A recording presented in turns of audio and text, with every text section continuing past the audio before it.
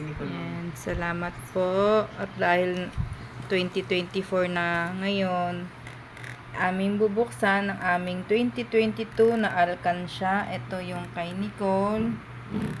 Ito yung kay Bonsai. Ayan, year 2022.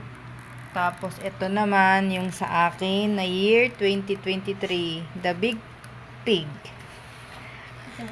Ayan. Kasi, balak kong dadalhin ito sa kanilang video. Yung kay Nicole, meron na siya. Pero yung kay Bonsai, ipagbubukas ko pa lang.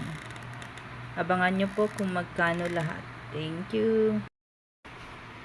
Yung dalawang piggy niyo. Ni Bonsai at ni Natasha. Oo nga, may anak pa kami. Utang po. Ano? Ayan na po ang kanilang alkansya. Tayo bubuksan na natin. Ayan kay Nicole. Magkano ba yung laman kay Nicole yan? Puro tigpipisa lang pala eh. Ang grabe dito oh. Oh.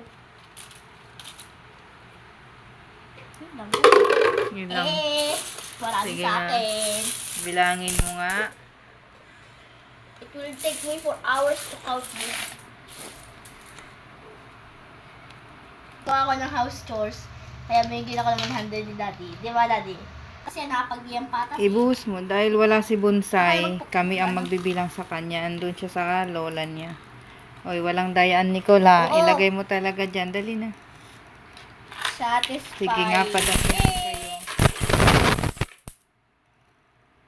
Ayan, kay Bonsai yan. Ako magbibilang. Mas excited ako kung magkano yung laman yung kay Bonsai.